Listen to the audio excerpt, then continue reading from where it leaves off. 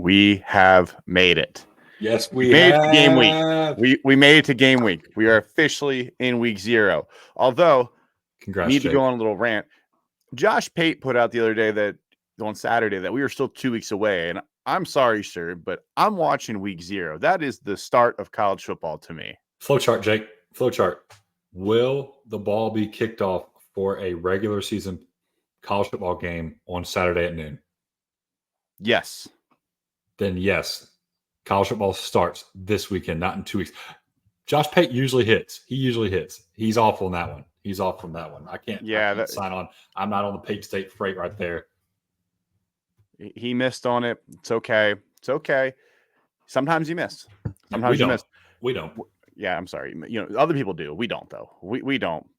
But we've got college football to talk about. And we'll get into the games later as we go on. We've got 4 games slated for this weekend. We've got the main one being Georgia Tech and Florida State playing in Ireland. I really would love to go on a rant about that because there's no reason they need to be playing in Ireland. Play the game on campus. Play it in Tallahassee. Play it in Atlanta. I don't care. Put it on campus. That's enough for right now. The only teams that should play off campus are Miami and USC because nobody goes to those games anyway. Well, UCLA also plays about an hour away from campus, too. Did you know that UCLA and USC are in LA? Did you? I'm not sure. Yeah, Deshaun Foster told us that a couple weeks ago at Big Ten Media Day. So just in case I was always curious what UCLA stood for, and that makes a lot more sense now. I didn't know if University of California, Los Angeles was in Los Angeles or not. Yep. Now you know. The more you know, Jake. The more you know. Well, we're going to start off our show today. We're going to talk about some season-long preview stuff. We didn't really do any of that yet. We've gone into all of the conference previews. If you haven't gone back, go back and listen to them. We did multiple episodes on a couple of conferences. We did one on the ACC, one on the Big 12, 2 on the SEC, and 2 on the Big 10. You've got plenty of time to listen to them still, way before Saturday. And even if we have games on Saturday, listen to them next week. You got plenty of time before the regular season starts. Yep. Go back. There's 6 episodes there.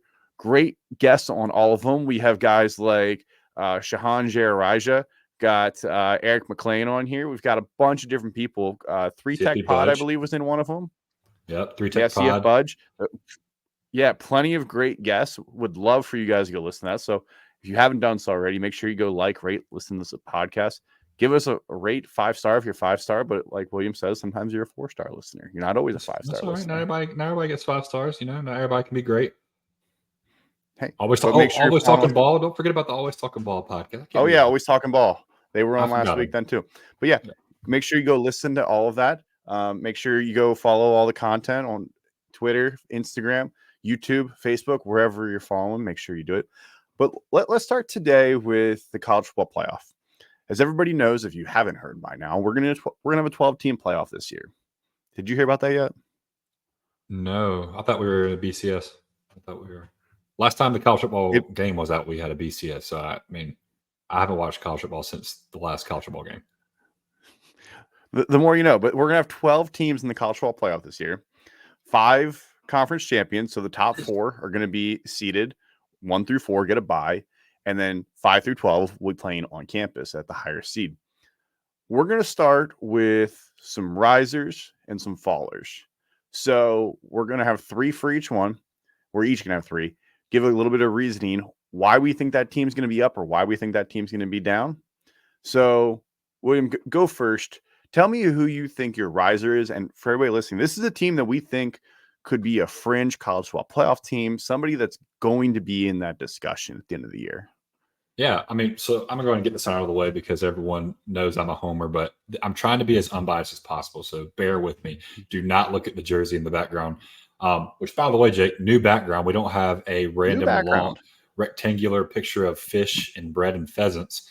We now have some football stuff in my background. So shout out to my wife for helping me set up the new digs down here. But anyway, I'm going to be a homer on accident. And guys, I think they have Clemson at 8.5 or 9.5 wins. And if they win 8 or 9 games, they're not making the playoff.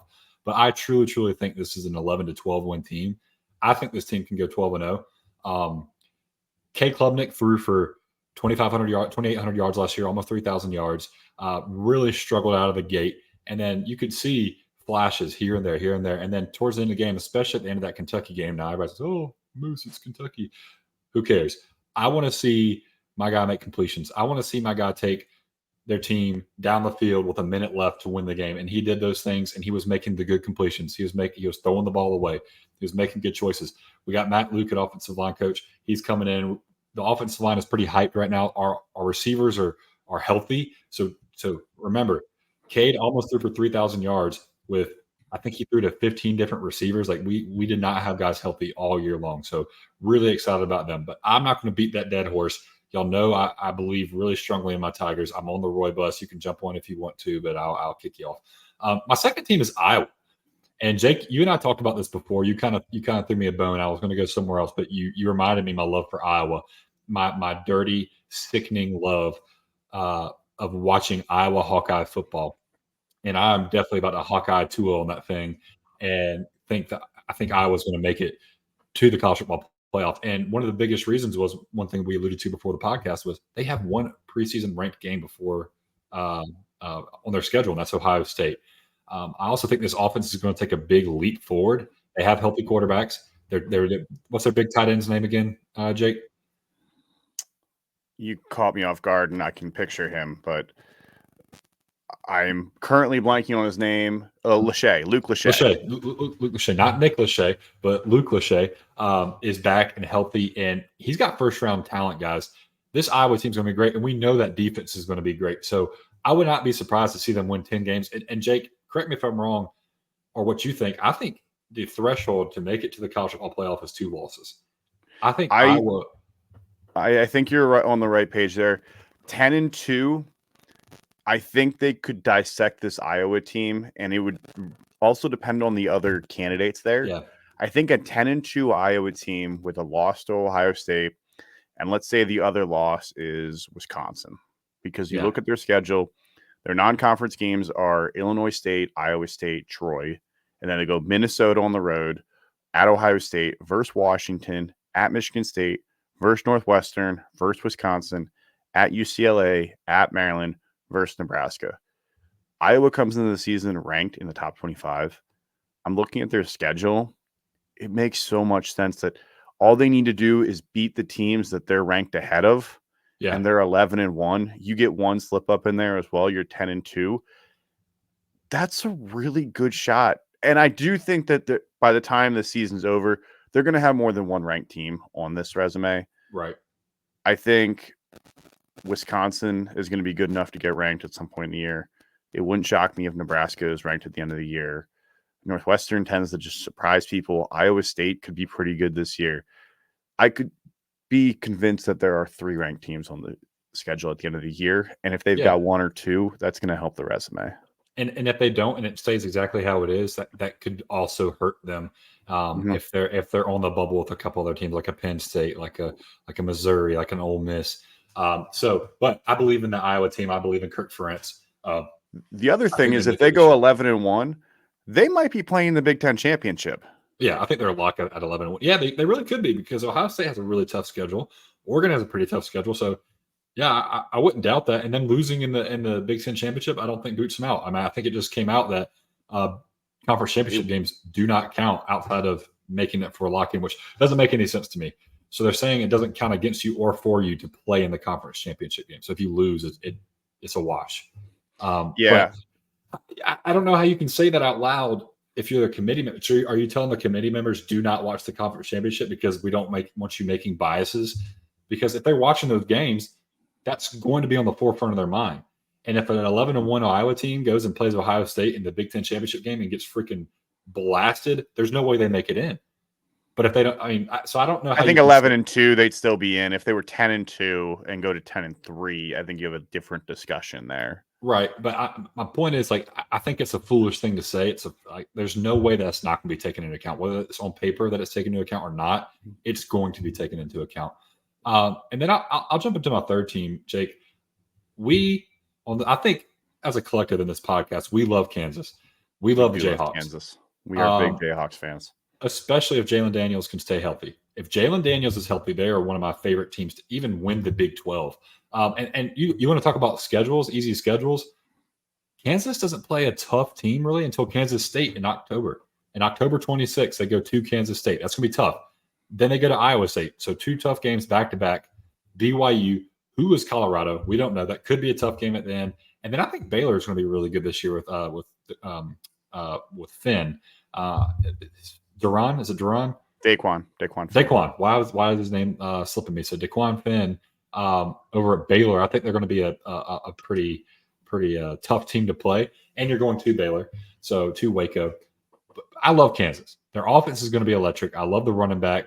They're just a really, really good team. And then Lance Leipold just does an amazing job having this team prepared week in and week out.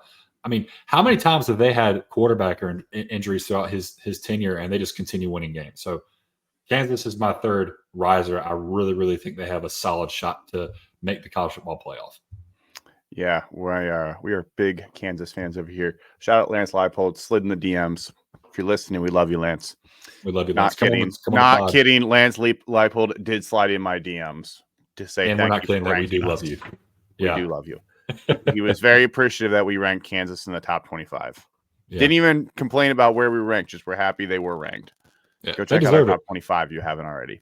That's right. For my first one, I got Arizona here. And I know that Jed Fish is gone. But Noah Fafita and their wide receiver, who I cannot pronounce their last name other than McMillan. Tez McMillan. Terrio. Just call. Oh, yeah, no, he's a different one. Yep, you did the right thing. Terriota McMillan. He's back. And that is an incredible offense to have. They were top 20 in total offense. They were top 20 in points per game. Brent Brennan is walking into an incredible situation. Arizona this year, honestly, probably has an easier schedule than they did last year. You look back at Arizona's schedule last year, they played Washington, lost by 7. Played at USC, lost by 2. Played Washington State, beat them by 38. Played Oregon State, beat them by 3. Played UCLA, who was ranked at the time, beat them by 17. Played Colorado, beat them. Played Utah, beat them by like 28 points. Played Oklahoma in the bowl game, beat them by 14 points. This team could score. The defense was not bad. We'll see what Brent Brennan does with the defense this year, but the combination of Fafita and McMillan back gives this team an incredible chance to jump up. You look at their schedule, they start off pretty easy. They get New Mexico, who's going to be terrible, who's not even favored against Montana State this weekend. Northern Arizona, an FCS team. And then they play at Friday night against Kansas State, which is going to be an incredible game. Yes, they get a week off. They play Utah. And then they get a little bit of a breather going through with Texas Tech, BYU, Colorado. They do get West Virginia at UCF, versus Houston, at TCU, versus Arizona State. The month of November should be a breeze. If they can get to November with 1 or 2 losses, they're going to breeze through and finish at 10-2 and potentially be in the Big 12 championship. I love what they got. Oh, go ahead. Sorry. I would say I love what they got, but that Kansas State game and that Utah game out the gate in September are going to really tell us a lot about this program. Hey, I like that, though. Get them out the way. Get battle tested. Mm-hmm. You're going to be playing teams, later on the stretch. I haven't played their tough part of their schedule yet, so they might be better seasoned. And I think, Kansas State and Utah, you're going to find out who Arizona is quick. There's a lot of question marks with that defense. But so is a bunch of teams right now. But if you have the Blitnikoff winner and a potential Heisman candidate in the backfield, you're going to be great. Not the Blitnikoff winner. Marvin Hurts Jr. won that. All right. Oh, you're right. Say, hey, listen, I threw Jake an alley-oop so he could shout out an Ohio State player.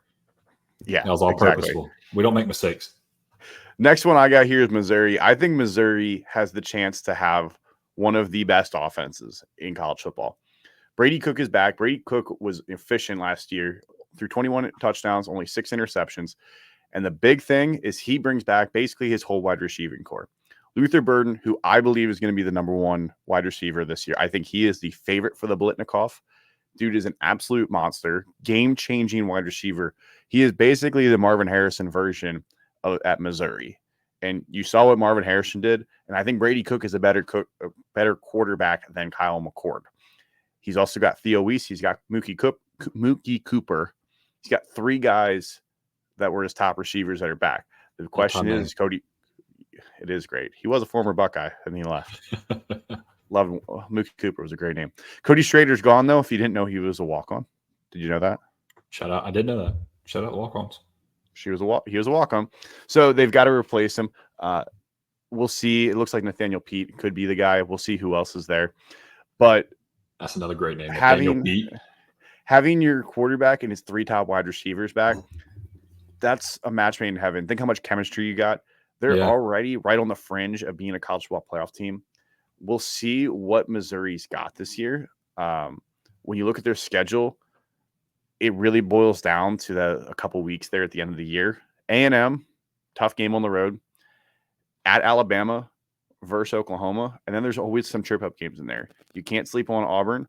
But other than that, Arkansas, Mississippi State, South Carolina, UMass, Vanderbilt, they get an easier schedule in the SEC. Yeah, and you know what, Jake? You know how to make it easier on a new running back to get acclimated? Have 3 great receivers and a great quarterback. So that's going to be very, very, very helpful. And I'm not going to lie to you. I had a brain fart in the middle of your what you were just saying. And I forgot that Missouri was in the SEC. And I was like, wow, they're playing Texas A&M this year. That's pretty cool, out of conference. And then I was like, oh, yeah, they are in the SEC. Cannot believe I forgot that. My hot take is that Missouri belongs in the Big 12 still. I don't care if all the Big 12 teams basically left. Missouri belongs in the Big 12. And for some reason, just a second ago, they were a Big 12 team for a split second. I still forget about them. I've done quizzes where I can name all the FBS teams or Power 5 teams as fast as possible and look at the conference and be like, who is that other team? Oh, Missouri, because they don't belong there. They belong in the Big 12. Why do I forget about them? Go back. My last one here, I got Virginia Tech, mainly because I love Kyron Drones. Yes. And I think Virginia Tech has a chance to continue building off of what they had done the last couple of years. Brent Pry is proving that he's a pretty good coach. Now, is this the year that Virginia Tech takes a step up? I don't know. But like the other two, the schedule sets up very well. Virginia Tech plays on the road at Vanderbilt, actually in the Titan Stadium the first week. They're not playing on campus. Oh, yeah, so they play Vanderbilt, which they should absolutely blow them out. But this is a test game to show that if you are this good, blow out Vanderbilt. There's no reason this game should be close. Virginia Tech has always found a way over the last 20 years to take these games and make them closer than they should. You can think of all sorts of upsets, whether it's Old Dominion, ECU, James Madison. There's so many games that they were upset and they shouldn't be. Speaking of which, they have Marshall and Old Dominion right after that.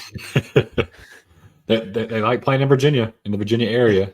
They like to play those teams, and credit to them. Support the local colleges. It's good for everybody. But my goodness, Virginia Tech is as good as we think they're going to be.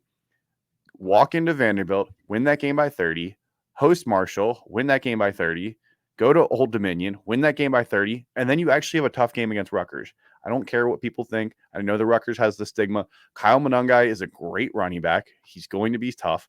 That's actually an underrated game to watch that week. Yep. It's September 21st. I'm telling you, Rutgers versus Virginia Tech does not sound like it should be a great game, but it could be a very, very good game between Kyron Drones and Kyle Monangai. Hey, people will be on it that week. People will be on it by the time we get there. They should be. And other than that, they have 2 ranked teams on their schedule. They go to Miami and they host Clemson. If you can win one of those games and clear your schedule, problem is with Virginia Tech, we see it every year. They lose games they shouldn't. Even when they're up for it, even when they have a good team, they lose a game they shouldn't. It's like, are they going to lose at Syracuse towards the end of the year? They're going to lose at Duke. They're going to lose going out to Stanford in a weird West Coast game.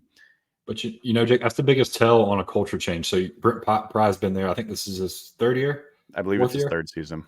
And it usually takes about 3 to 4 years to get your culture instilled, get your guys in there. Look at Kirby Smart at Georgia. I mean, Georgia was still, when Kirby Smart first started there, he couldn't win the big one. And, look at him now. And you talk about, Dan Lanning is on that track right now. Talk about Ryan Day. He's on that track right now. Dabo Swinney, when he first started at Clemson, they couldn't win the big one. And then what happens? So you give these guys 3 years, and this is going to be the tell. This is the year we're going to see if Virginia Tech has taken that next step, or if it's just the same old, same old. I mean, but this is the most hype they've had coming into a season in a very long time that I can remember, Jake. I mean, I don't remember anybody being this excited for Hokie football. God, in about a decade, it seems. It's been a long time. And Drones is a very exciting quarterback. If you haven't watched him, I'm telling you, I know noon slate right there. It's going to have Georgia and Clemson, so everybody's been watching that. but afterwards, go find the highlights. Hopefully, Virginia Tech proves me right and wins the game by 30. And go watch Kyron Jones highlights because I'm sure he's going to have a couple ridiculous plays that he's going to spin out of something, find him somebody downfield, run for 30 yards. It's going to watch out for him. Yeah, record it. Record the game.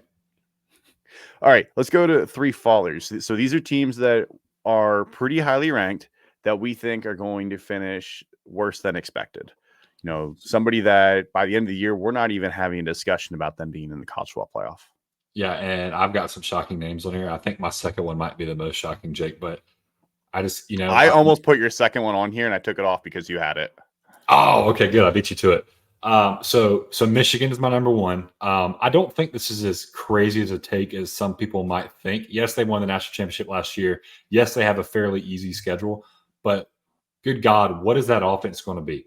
And if Iowa showed you anything last year, if your offense is abysmal, you can still win a lot of games, but you're not going to make it into the playoffs. So I think Michigan can realistically go 9-3. I think their ceiling is 10-2. I do not think they're an undefeated team. I don't think they're a one-loss team.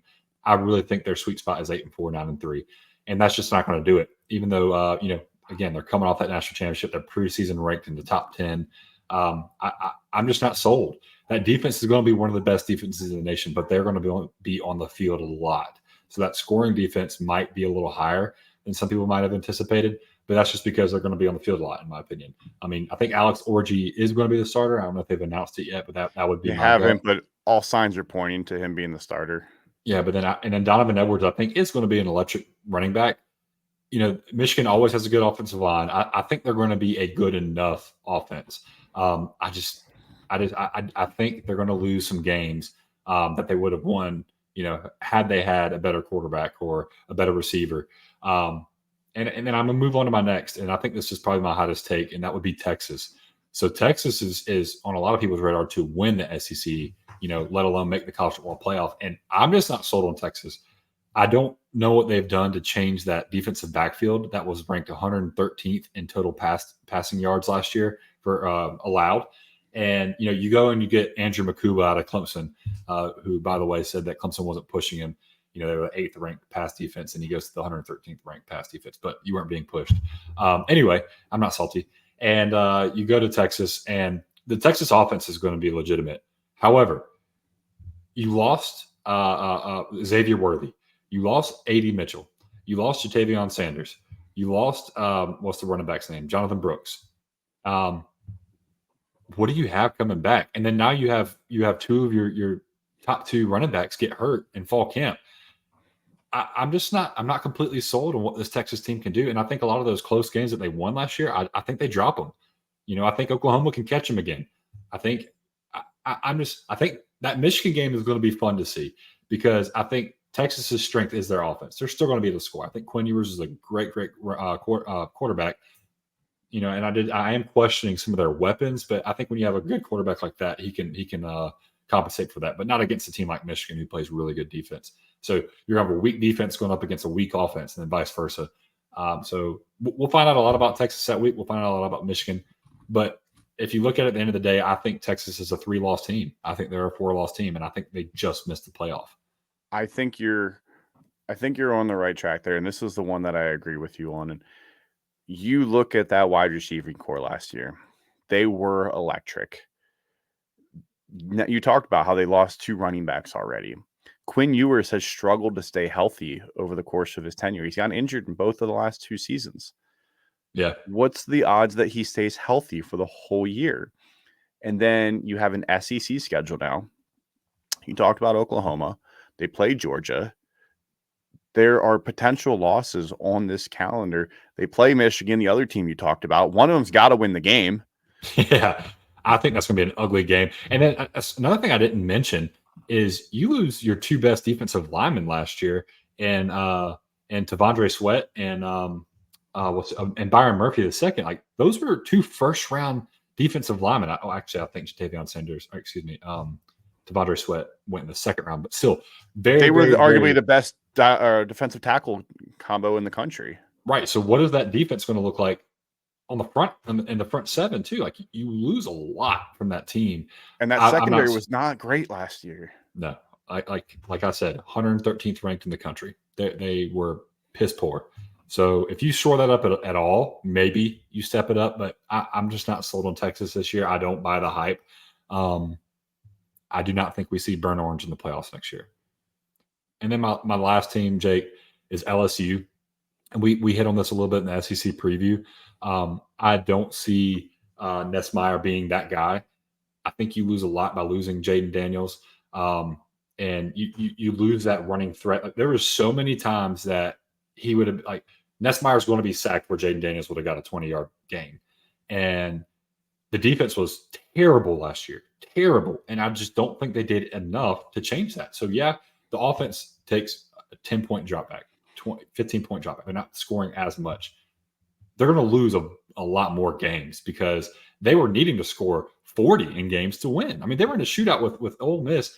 I think it was 45-42. Like, I can't remember what the final score was, but there's 80 points being scored in games. I mean, and they didn't do enough to change that defense. Yes, these guys come back. Harold Perkins getting moved back into a more natural position where he can rush the quarterback more. That can change a lot. You don't have Malik Neighbors and Brian Thomas either. Exactly. And that's huge. Now, I think they'll still have some guys coming in that'll can make big plays, but you don't have to first-round guys or first-round and second-round guy. I'm not high on LSU. I'm not high on Texas. This is not SEC hate. I think there's other teams in the SEC that are better than those two. And I think Texas is gonna really be hurting because of that SEC schedule. You said it earlier. Quinn Ewers has health issues.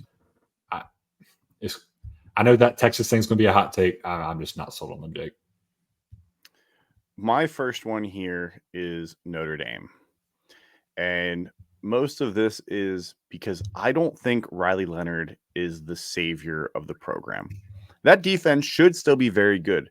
Benjamin Morrison is probably the top cornerback. If he's not the top, he's a top 3 cornerback in the country. The dude is absolute lockdown. Riley Leonard is not going to be the saving grace. He's way more mobile than Sam Hartman was. He also is not as accurate as Sam Hartman. Riley Leonard only completed 57% of his passes last year. I know he only played in like 7 games, but even you look back in that Clemson game, he only went 17 of 33 for 175 yards. He ran the ball efficiently. Notre Dame already lost one of their tackles, so I believe they're looking at starting potentially a true freshman at tackle. The defense is going to need to be the saving grace for them, and they start the season at Texas A&M. I am high on Texas A&M. I don't think they make a playoff, but I do think that Texas A&M is a 9-win team this year. I think they're right on the fringe of that. I think Texas A&M wins this game. And Marcus Freeman has struggled, and you've seen a little bit of a snowball effect out of him. And that very first season, they lose to Marshall. Last year they lose on the road to Louisville. I'm not confident in him being able to go on the road and win a big game right now. It seems like most of the big games that he has coached in on the road, they have struggled him. So you look back last year, their road games last year, they beat NC State. That's a good win. They beat Duke, but Duke was okay at that point. Losing on the road at Louisville was very, very bad. They lose on the road at Clemson. They lost at home to Ohio State. And then they played an abysmal Oregon State team in the playoffs or in the bowl games that didn't even have anybody left on it. The year before they start the season, lost at Ohio State. The end of the year, getting whooped by USC. They lost to Stanford at home. They just seem like when it's big games on the road, they're struggling. And I know that's not an easy thing to do. It's never easy to go on the road and play a top 15, top 20 team and win. But Jake, you can't be considered elite if you can't do that. I know it's not easy, but that's the difference between good and great. That's the good difference between great and elite. Like is these teams that can win consistently on the road.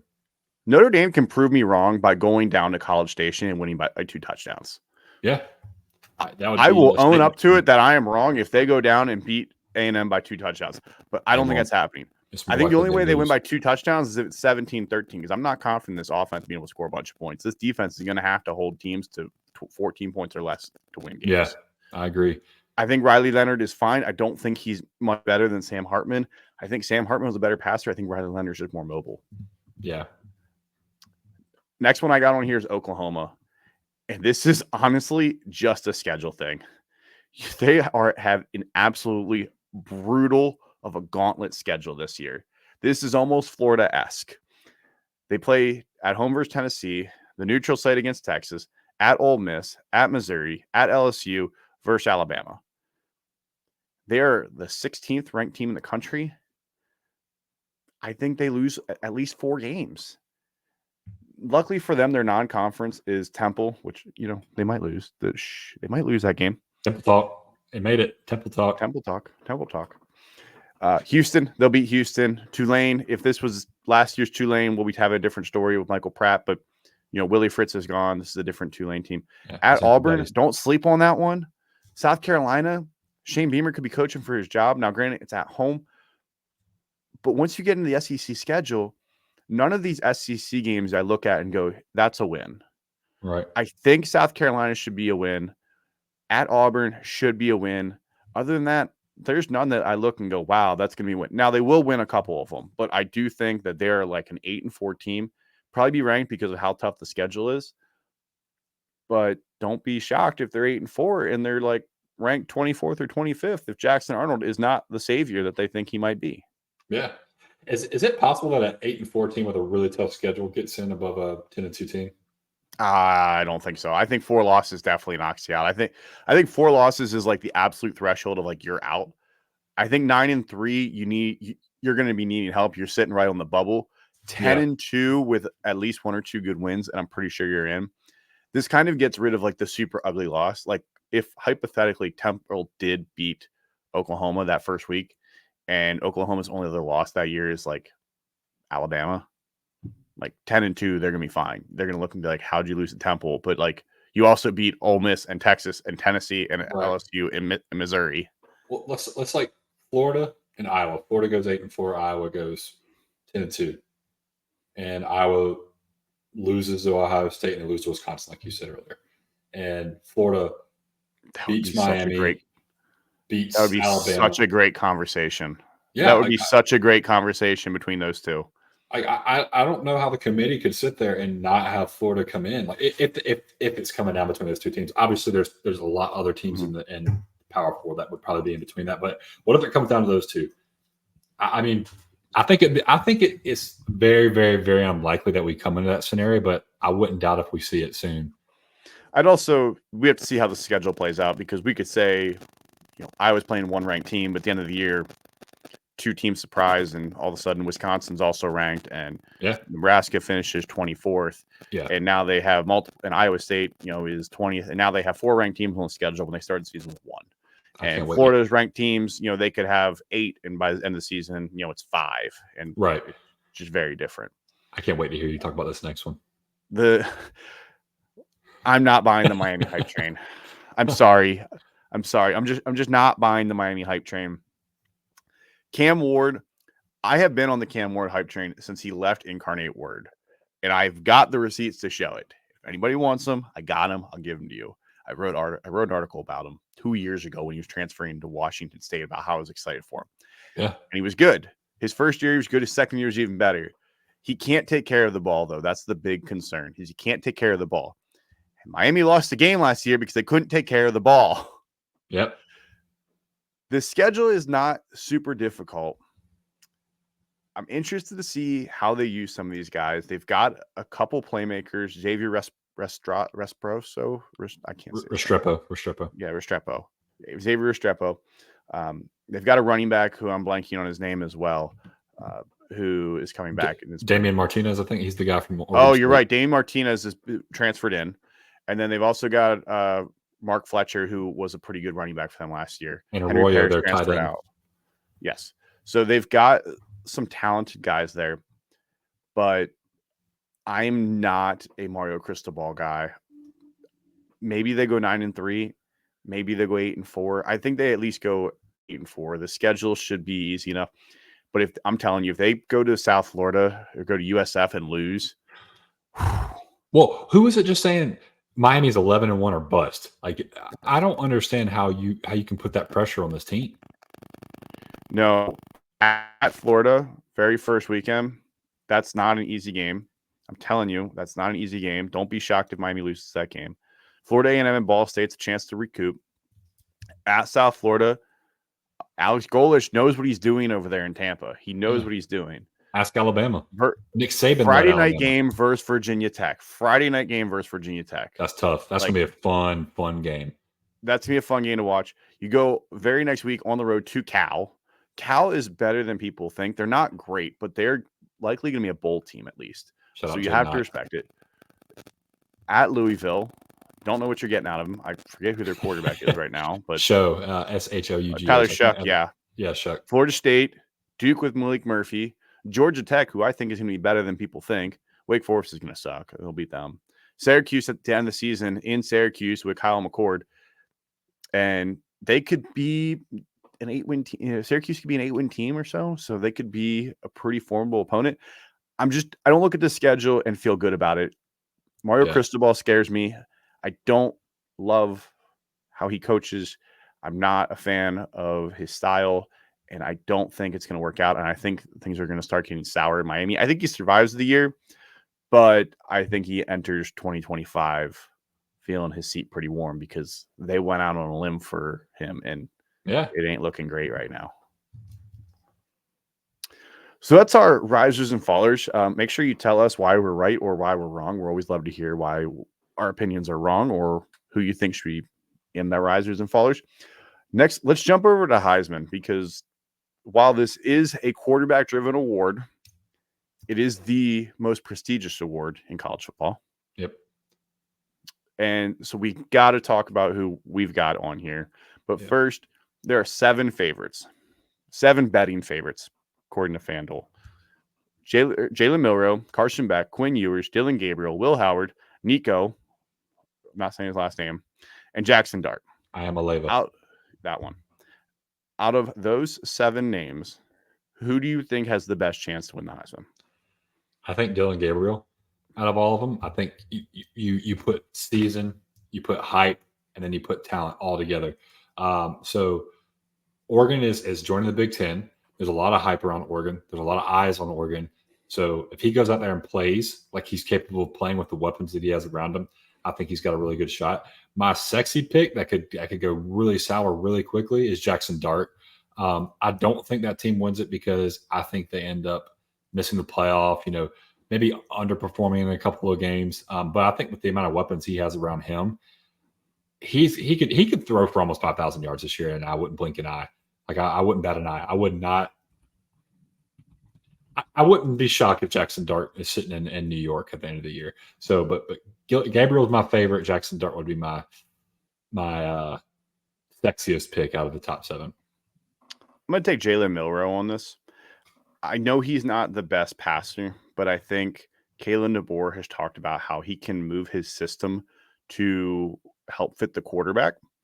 And I think Milroe has a very unique talent and skill set.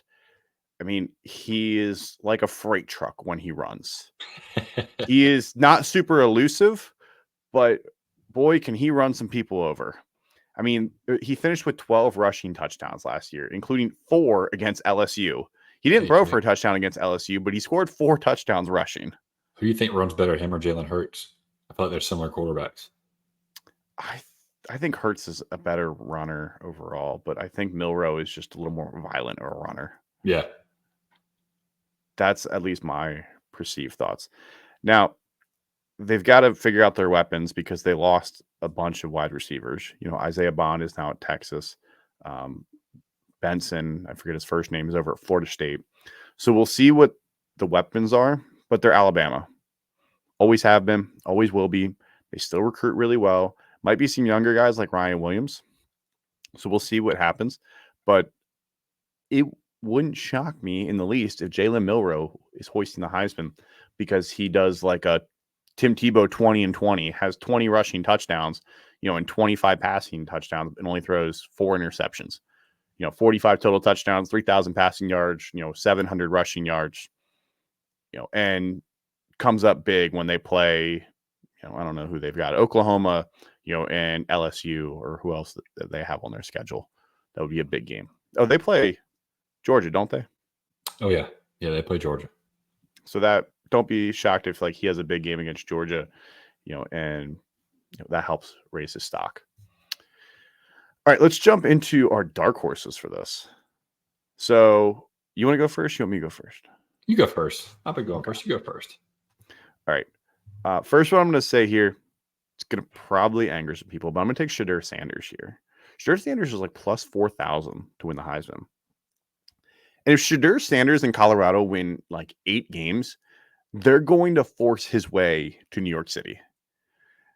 If he wins 9 games, the media is going to force Colorado into the playoff. Right. It doesn't matter who they lose to. My whole point about this is if Colorado finds a way to win games this year, Shedeur Sanders was incredibly accurate last year. He was on the run. He was sacked more than 50 times last year, and he only threw 3 interceptions. Yeah, that's phenomenal. 30 touchdowns. He threw 30 touchdowns and 3 interceptions while being sacked over 50 times.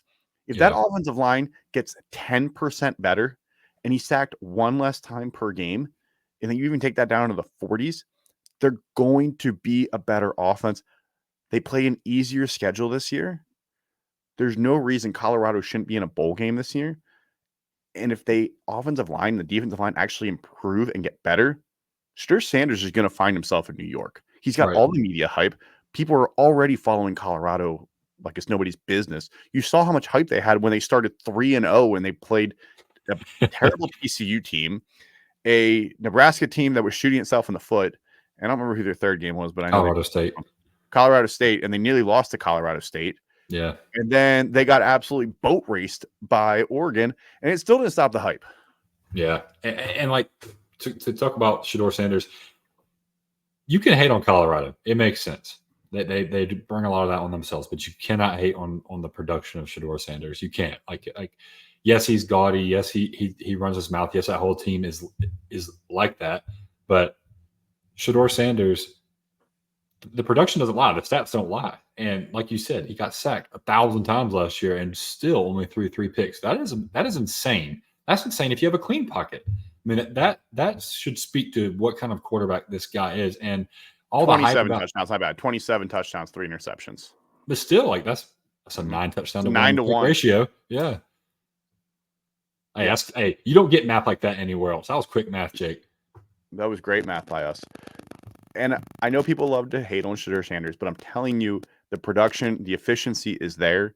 The offensive line just needs to be a little bit better, give him a little bit more time. He's got weapons there. Obviously, he's got Travis Hunter, and he's got Dallin Hayden in the backfield now. He's got help there. Second guy, I've already talked about him today, Kyron Jones.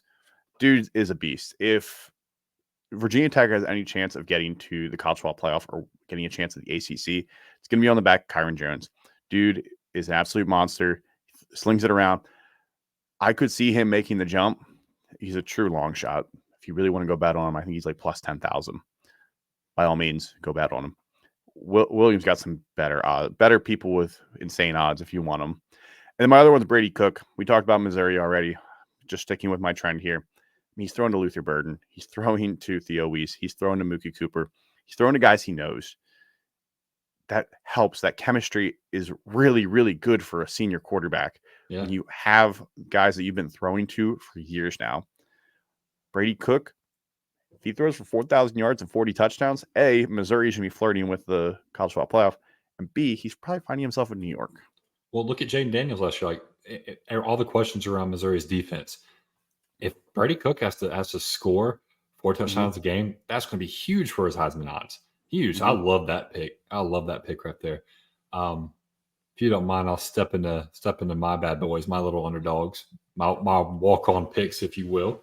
They are true walk-on picks.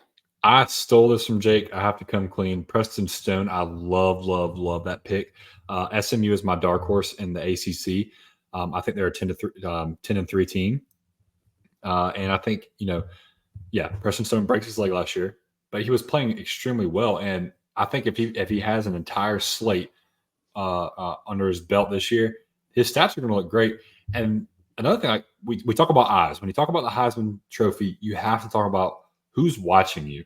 And SMU brings a lot of eyes because of, there's a lot of flash to them. They're joining the ACC. So I think Preston Stone is a good underdog pick. Obviously, he's not one of the favorites for a reason. You just like I'm talking positively about SMU coming into the ACC. There's a big negative side to that because they're not playing a Group of 5 schedule anymore. What happens? This isn't Boston College every single week like they played in the bowl game, and that went toe to toe. So I'm curious to see what that SMU team does. My next 2 picks, I'm really, really excited for, and I have no idea why they're so low. And I'm gonna put them both together because they're very similar running backs, and that's Taj Brooks and Omarion Hampton at plus 30,000. And yes, Jake, you double check me, right? It's plus 30,000, not 3,000, not 300, 30,000. Guys, both of these running backs are 1,500 plus 1,500, ran for over 1,500 yards last year.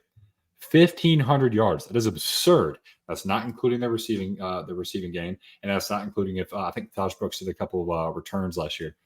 That's just rushing yards, and those guys are coming back, and you know they're going to be fed heavy, especially UNC, especially Omarion Hampton at UNC with Drake May is gone. So the identity of that team is going to be behind the running game. So, God, I guess I am a betting man. I threw a bet on earlier because I thought we were on the same page, Jake. We don't have our backwards hats today. Nope. But if I was a bigger betting man, I would throw money at Taj Brooks and Omarion Hampton. Yes, it seems like it's a quarterback reward now. And sometimes a receiver. The game's changing. But if you have a guy that runs for 1,800 yards, 1,900 yards, 20 touchdowns, and that's not out of the realm of possibility for these 2 guys. They ran for 1,500 yards last year. Like, I don't understand how they're so low. Omarion Hampton's odds are right next to Rourke. What's Rourke's first name? Curtis Rourke, the quarterback for Indiana. I love Curtis Rourke. No offense to Curtis Rourke. But Omarion Hampton is a phenomenal running back, and that's kind of disrespectful in my opinion. And I think that'll fuel them a little bit. Very disrespectful to be on the same level as the quarterback for Indiana. Very, very. Shout out my Hoosiers. All right, I want to tell you guys about the easiest way to get on some action for college football this year. It's Underdog Fantasy and their pick'em game. Just pick higher or lower on any of your favorite or maybe your least favorite players. Maybe you want to go lower on some of your least favorite. Pick it on their stats, and you can win up to 20 times your money in a single night. Underdog keeps it simple with their easy-to-use website and apps. Pick between 2 and 8 players to fill out your pick'em entry. Get every pick right. Take home some cold hard cash. Sign up with promo code WALK-ON to get your special pick and first time deposit up to $1,000 in cash. Our thing on here says $250. They raise it to $1,000 in cash for your first time deposit. Use promo code WALK-ON. We got some season-long picks here. Since we're getting ready to go into, we could have done week 0, but there's only 4 games. So we're deciding to go with some season-long ones. Be more fun. Next week will be way more fun when we're picking between, 30 games or 50 games, whatever we got for next week. They got tons of picks. Can't wait. First one. I've talked about Missouri a lot, so I might as well just keep it going. We're going with Luther Burden, higher than 1,080 and a half receiving yards. He had over 1,200 last year. Another year with Brady Cook. We don't know what that defense is going to be. Luther Burden is an absolute beast. He's a monster. I don't see any reason why he doesn't get to 1,100 yards this year. Well, Isaiah Bond. To add to the Luther Burden, sorry. You want to talk about a dark horse Heisman candidate? Luther Burden. I mean, if they feed him, and like everybody loves him, there's already hype around him. If Eli Drinkowitz wants to get one of his players a Heisman trophy, it would be Luther Burden. Oh, yeah. And then I got Isaiah Bond, higher than 750 and a half receiving yards. He had 621 with Jalen Milroe throwing him the ball, and he's possibly either the number 1 or number 2 wide receiver on that team. Quinn Ewers is a better passer than Jalen Milroe. I don't see any reason why he can't cross 800 yards this year. I love these 2 picks together. These would be my 2 I'd be picking. Yeah. I am a disgusting person who loves pain and sorrow. I have 2 rules when it comes to betting. That was these rules were bestowed upon me by my buddy Beans. Shout out my buddy Beans. If you don't have a friend named Beans, you need to go get you a friend named Beans. Nobody's really doing life right if you don't have a friend named Beans. But anyway, off of that topic, Cade Klubnik, higher than 2,550 yards. Jake, Cade with a terrible wide receiver core last year. His top receiver, I think, was Tyler Brown last year, who comes back, but Bo Collins was in the mix, who's now at Notre Dame. They had Hampton Earl. Ever heard of him? You have not. Will Sweeney. All these guys, Drew Sweeney, Clay Sweeney, all the Sweeneys were. I think one of the Sweeneys had to start a game last year. That's how bad it was last year. So many injuries in that wide receiver core. They're back. You add Bryant Wesco, who was a 5-star for most of the recruiting cycle. Towards the end, he lost that 5th star, jumped right out of the top 32. I think he ended up being a top 50 player. And then TJ Moore, 2 guys coming in. Jake Brenningstool, great target over at tight end. I wouldn't be shocked if Cade throws for 3,500 yards this year. Especially, we had inconsistent offensive line play last year, and we had, like I alluded to already, injuries at wide receiver. All the talking camp is how good the offensive line has been. All the talking camp is how good the receivers have been. I'm putting my money where their mouth is, and I think Cade Klubnik can throw for higher than 2,500 yards this year. And my second pick, I talked about him already, Taj Brooks, higher than 1,025.5 rushing yards. This feels like free money right there. That's free money. Guys, again, he ran for 1,541 yards last year, and they're just going to keep feeding it to him. Especially if he gets any Heisman hype, they're going to ride that horse. And Taj Brooks is a horse I'd like to ride. I would be a Red Raider on that horse. So Taj Brooks, higher than 1,025 yards. I think that's easy money. I think both of mine are easy money. I even put money on it. I thought Jake was. Apparently, Ohio is not in America and doesn't let you do stuff like this. So I put some money on for Jake too. Don't tell my wife. There we go. So jumping in, we got 4 games this week, highlighted by Florida State and Georgia Tech. So we'll take a minute here. We got to talk about the primary game. Talk about the other ones here for a minute too. SMU, Nevada, Montana State, New Mexico, Delaware State, and Hawaii. But Florida State and Georgia Tech. Kickoff noon Eastern time in Ireland. I think it is Dublin, Ireland, or is it Dublin, Ireland? Yeah, it doesn't matter. It's not in America, so it's brutal that America's sport is not kicking off in America. That I never even thought about that. That is disgusting, and it's not Navy. Like at least last year we had Navy overseas. We were flexing our muscles, sending our U.S. Navy over to Ireland, just to remind everybody in Europe that we got a Navy and they play football too. And they play football. This ain't the Spanish Armada. We'll kick your ass. Not the Spanish Armada. Florida State, Georgia Tech. What do you think is the biggest key for this game? I think the biggest key is DJU's consistency. You like how I did that? That rhymes. So I think what everybody knows about Florida State is their defense is going to be good. It's going to be legitimate. They get Marvin Jones Jr. over from Georgia. They bring back Fentrell Cypress over in the back end. I think that defense is going to be stout. I mean, I don't see why they shouldn't. However, I am very, very curious to see what that offense looks like. I am not personally high on that offense. Trying to take bias aside, I've watched DJU play a lot of football. And dude, he seems like an amazing person. Nice, well-spoken, never threw anybody on the bus during any of his struggles at Clemson or Oregon State, and just keeps showing up to work. But guys, he's just too inconsistent. I think he completes 57% of his passes, maybe even less than that. And that's just not going to cut it. And I think Georgia Tech is a sleeping giant. I mean, look at the recruiting portal. I'm forgetting the recruiting portal, the recruiting class that they're getting into 2025, and I'm forgetting the head coach's name. I get Brent Key. I get him and Brent Pye confused, so I didn't want to do that. You can see the hype is starting to build with Georgia Tech, and I think it's going to continue after this game.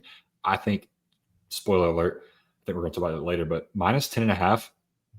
I think that's easy money for Georgia Tech. I think this is a one-score game going into the fourth quarter. I think this game is going to come down to the wire, and I think it's going to be whoever turns the ball over the least amount is going to win this game. I really think Georgia Tech can win this game. I truly do. What are we betting this year for the winner of our season-long picks? Are we doing some more beer? I feel like we need to do more beer. I think we got to do another 6-pack. I'm in. All right. Virtual handshake. Or if somebody wants to donate all the beer, by all means, we're all welcome to whatever brewery that wants to join us. Got another one coming here soon. Well, you know about it, but our listeners. A little teaser. I don't know about another one, probably after Labor Day, because we're going to Vermont. We're both going to Vermont different weekends. Right. We're trying to build Vermont's football program. We got exactly. The first thing to do is you got to go there and scout it out. What did Hitler do to Poland? I think one of the keys for this game is Florida State. Their whole offensive line basically returns. They return 4 starters, almost 200 combined starts between the offensive line. That's huge. For a quarterback going into a new place, granted, DJU had a lot of starting experience, but it gives you an extra boost of confidence when you go in knowing you've got an offensive line who can protect you. It's pretty solid offensive line. They're not going to probably win the Joe Moore Award, but they're going to do a good job of protecting him. They bring in Roydell Williams from Alabama, who, they lost Malik Benson to the NFL. He was a very, very good running back for them. Roydell Williams should be another solid asset for them to have. Question I have is on defense. They lose a Jared Verse. You just don't have those guys sitting around. Yep. The playmakers on the outside. They bring a couple of guys in, but you don't have a Keon Coleman over there. You don't have a Johnny Wilson out there anymore. You don't have a Jaheim Bell out there anymore.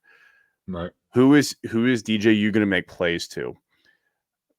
Haynes King on the other side has proven that he can step up in big moments.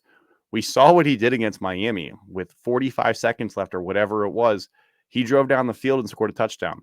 He's ready for the moments. He's built for them. This is not a hostile environment for either of them because almost all the fans there are going to be neutral fans. I guess you might have some Florida State, might have some Georgia Tech fans that go over there. It's not like you're playing on campus, though. Brent Key is building something special there in Atlanta. He's bringing Georgia Tech back to a respectable program after some serious downtime in Atlanta. And this is going to be a very good game. This 10.5, I agree with you. I think 10.5 is too many points. And spoiler alert, I think Georgia Tech covers this. I think Georgia Tech covers this spread. Haynes King might be a better quarterback than DJU. I think he is. Is not a hot take. Yeah. I mean, look at the Georgia game last year. Georgia Tech took Georgia out of the wire. I mean, they're not a bad team. You've already said that. And it's going to be tough. How do each teams handle the 6-hour difference? You're traveling overseas. That is going to play a huge role. I hate that they're kicking off in Dublin. It's cool you're trying to grow the game. There's no colleges in Dublin that play college football. They don't play college football in Dublin. No, there's no SEC. College football in Europe. There's no SEC in Europe. No, they don't. So I already said my pick. Who are you taking? I'm taking Georgia Tech plus 10.5. And I think not only do they cover, I think they have a really good chance to win. I think Florida State ends up winning that game, but I would not be shocked to see Georgia Tech win. Who's the running back from BYU they got? TFLO? I don't remember. I'll be honest. I think the running game is going to be great. You talk about that offensive line, and I think that's going to be the difference in the game. But if you air out the ball, you take the air out of the ball, it's going to be low scoring. So I'm very curious. And you're going to Ireland. I mean, people don't realize this. It rains a lot over there. So it could get messy. It could get really messy. I think it would. I wouldn't be shocked to see a bunch of turnovers. So like I said earlier, who turns the ball over the least, and what in the world does DJ do? Can DJ make a couple throws here and there? I don't think he can, but I still think they win that. Next game, SMU minus 27.5 against Nevada. God, I don't know anything about Nevada this year. Nothing. Don't know squat. They're projected to be last in the Mountain West. Last I read. Yeah, well, so that's great. That speaks loudly about this 27.5 spread. That's a lot of points, Jake. That's a lot of points. I think SMU goes in there and they win by 21, 24. I think 28 is too much. Where's the game? Where's this game being played? Being in Nevada. It's being played in Nevada. Okay. Yeah, I'm gonna go Nevada plus 27.5. I just think 28 is a lot of points. Good Lord. You know what, Jake? They're my dark horse team. Screw it. I'm going minus 27.5. I'm doing it. I'm being a sicko. I already wrote it in for me at SMU, minus 27.5. Preston Stone is going to go wild on them. Nevada is just not very good. This is one that could get ugly quick. Yeah. I think SMU can put up points in a hurry. Rhett Lashley is an offensive-minded guy. Don't be surprised if this game is well over by the third quarter and we got backups in. And they're going to want to make a statement. They're joining a P4 conference. They're going to make sure that the G5 knows that they're not G5 anymore. Exactly. Third game we have here is New Mexico and Montana State, with Montana State being favored by 10.5 points.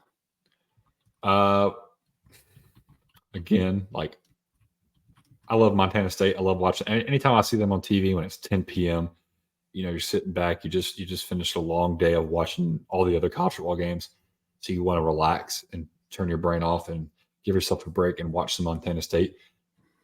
I like to pull for them. So you know what? I'm gonna go Montana State minus 10.5. And this is a heart pick. This is not a head pick. I have a heart on for Montana State, not to be confused with a hard, but a heart on. Let's just make sure people understand. I just double checked this just to make sure. And yes, they are favored by 10.5 points. New Mexico is 10.5 point underdogs. Yep. So I went to last year's FCS playoffs to see if Montana State made it somewhere. They lost to the semifinal, I'm pretty sure. No, they made it to the second round. They lost to North Dakota State by 1 point in overtime. Oh, yep. I did watch that game, actually. They beat – oh, no, they were a 6 seed, so they had a bye. And then North Dakota State came and beat them. I'm going to take New Mexico because they have Bronco Mendenhall, and I don't think that he is going to want to lose that bad to an FCS team in his first game. I forgot about that. I forgot about Bronco Mendenhall. Yep, I beat you to it. I beat you to it. I don't think Bronco Mendenhall is going to want to lose his first game by 11 points to an FCS team. That's pretty embarrassing. Last one we have here, the nightcap, if you so choose. Hawaii minus 38.5 against Delaware State. The Blue Hens. The Blue Hens are. That's not. Nope. That's not the Blue Hens. That's Delaware State. Delaware State. What is Delaware State? Are they the? Gosh. Gonna look it up. I think they're the Gamecocks. Are they also the Gamecocks? Delaware State University. Great. Can't even find it on the internet. This is great. Hornets. Delaware State Hornets. Who could forget? I'm going Hawaii. They have 2 claimed national titles. Just saying. Delaware State does. Yeah, I don't know what they have national titles in, but doesn't matter. They've got them.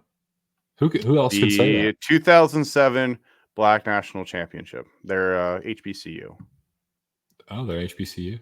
I didn't know. Yeah, but I don't know where the other one is because it only lists 1 national championship, but then they claim 2, so I don't know where the other one is. Yeah, 38.5 is a lot of points. I'm going Delaware State plus 38.5. Shout out the Hornets. I've always loved the Hornets. They've always been one of my favorite teams. So I got to ride with my Hornets here. Yeah, I'm not trusting Hawaii to be that good. I think they'll be better than when they were last year, but 38.5 is so many points. The game is in Hawaii. That's a long trip from Delaware State might be just enjoying a vacation. That's true. They might just be enjoying a vacation. No, I'm going to stick with Delaware State. Then we have one question. We did get one question this week. I like this question. If you guys ever want to submit questions, by all means, you're more than welcome to. We put out a tweet every week, or if you just want to slide in and send us one. It's from Eddie the Aggie, ATX Sandman on Twitter. He asks, is all the pressure on Notre Dame to live up to the offseason hype and not choke on the road to another top 25 team? A loss really hurts their playoff chances. We touched on this a little bit earlier when we were talking about Notre Dame. What do you think? Are they feeling some offseason hype to not choke again? We've seen them struggle early in the season. What do you think? I think they do have a lot of hype around them. Like, talk about Heather Dinich, who thinks they're mildly underrated. And she expects them to win the entire thing, which I think is asinine. But then you look at a lot of people who are kind of considering Notre Dame a shoo-in, and I really don't think so. Like, we talked about it, and we talked about it also during the ACC preview, since Notre Dame is faux ACC. I think they're in the wrong year. I think Sam Hartman should have been playing this year, and Riley Leonard should have been playing there last year. And I think those teams would have been better for it in both years. You get Texas A&M, that's a top 25 matchup. Louisville's at home, so it's not on the road. Let's see. Georgia Tech, I don't think that'll be a ranked matchup. It could be, depending if Georgia Tech takes a couple of them. If they beat Florida State, they might be ranked at this point. But then they get Florida State at home, and they got USC on the road. So the top 25 road games would be Texas A&M, potentially Georgia Tech, and USC. So they have a fairly easy road schedule. We talked about it earlier. I think they get drummed against Texas A&M. I think they lose by at least 14 points. I don't know about USC. I think USC beats them. I think USC is pretty pissed off this year. I think they're an 8-win team, 9-win team. I think they can beat them. I don't think Notre Dame is a playoff team this year. I really, really, really don't, especially with the injury at offensive line they had. I think they're a 9-win team. But I think losing to Texas A&M is going to cost them. I think USC, if it even goes close, I think it could cost them. What do you think, Jake? Somebody in my mentions today put a hot take that Purdue will beat Notre Dame. That's a little too spicy for my liking. You know, I like a little cayenne pepper, and he's just like, here's a Carolina Reaper pepper for you. Yeah, let's put it on there real quick. Good. I'm go with some cayenne, maybe a jalapeno. I'm a Carolina Reaper. That's but you would have said that. You would have said that a couple years ago when Marshall came to town. You're right. I would not have said that. So anything can happen in college football. Not saying it's impossible, just a little too spicy for my liking. They only play 3 true road games. The Georgia Tech game, I believe, is in Atlanta. Like, it's still in Mercedes-Benz Stadium, just down the street. I don't know why they just don't play it on campus. It's close enough. Navy and Army are neutral site games. They only play at A&M, at Purdue, at USC. I think they lose 2 out of those 3, being A&M and USC. Is Riley Leonard even healthy by the end of the year? We don't know. No, they're playing. I'm not buying. I've already said I'm not buying the hype. I think a 10-win team that's Notre Dame, I'm not sure they're a lock-in if they lose to A&M and lose to Florida State or USC. Yeah. If they only have one top 25 win, I find it hard to think that they're a shoe-in, especially with no 13th game there. I know there's the rules, but everybody still sees it. Right. I'm just not buying the Notre Dame hype. Me neither. I think starting 0-1 puts them off on a really bad foot because they have to build that back up, and they don't have a chance again for a couple weeks with the schedule. Beating Northern Illinois, Purdue, Miami, Ohio, they really have to go to Louisville to make another eye appearance that people would watch. And guess what? That game's on Peacock. Because of course it is. I'd rather these play in Dublin, Ireland than watch a game on Peacock. I have Peacock and I don't even want to watch football games on it. It's nasty. Well, that does it for our week 0 and our season preview. Appreciate everybody joining in. Next week, we'll be back for our week 1 preview. We went back for that. Very exciting stuff.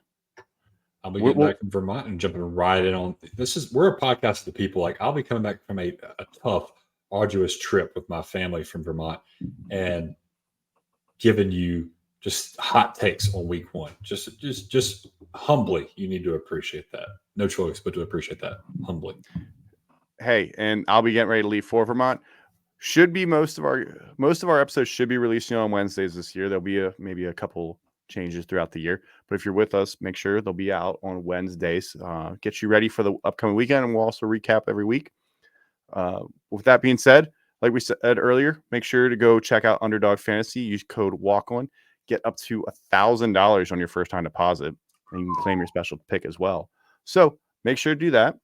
And with that being said, we'll see you guys again next week, and we'll be recapping college football. Can't wait. See ya.